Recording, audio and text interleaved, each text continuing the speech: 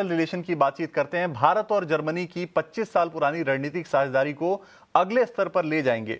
भारत दौरे पर गुजरात के गांधीनगर पहुंचे जर्मनी के चांसलर फ्रेडरिक मर्ज ने प्रधानमंत्री मोदी के बीच डेलीगेशन स्तर की बातचीत में भारत जर्मनी के सहयोग को और आगे बढ़ाने पर जोर दिया। पूरी खबर डिटेल के साथ बता रही हैं हमारी सहयोगी सुमिता करीर। जी बिल्कुल, जर्मन चांसलर फ्रेडरिक मर्ज जो इंडिया में हैं, उन्होंने प्रधानमंत्री नरेंद्र मोदी के साथ एक मीटिंग करी और उसमें दोनों साइड्स ने डिस्कस किया ऑन एरियाज ऑफ कोऑपरेशन। सो कुछ एमओयूज आए और कुछ अग्रीमेंट्स भी साइन हुए।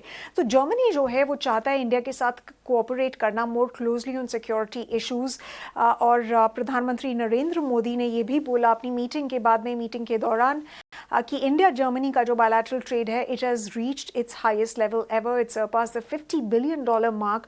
उन्होंने ये भी नोट किया कि ओवर 2000 जर्मन कंपनीज जो हैं उनका लॉन्ग स्टैंडिंग प्रेजेंस इंडिया में है, और जो दिखाता है कि इंडियन इकोनॉमी पे और उसके ग्रोथ पोटेंशियल में कितना कॉन्फिडेंस है।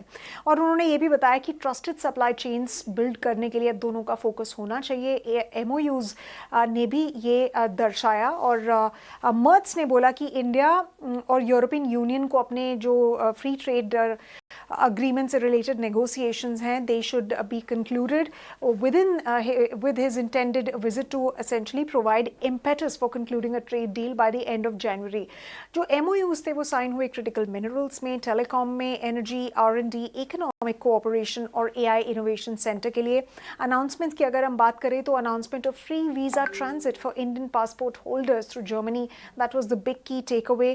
और देखिए ये जो है ये जर्मन लीडर का फर्स्ट एशिया विजिट है, फर्स्ट एशिया विजिट जो इंडिया में सबसे पहले हो रहा है since he assumed office, and definitely this is coming in ahead of the EU summit. और जो दिखाता है कि यूरोपियन कंपनी कैपिटल्स के बीच में, यूरोपियन नेशंस के बीच में और इंडिया के बीच में कितना ज़्यादा कोऑपरेशन हो रहा है अमिड्स जियोपॉलिटिकल टर्मोइल।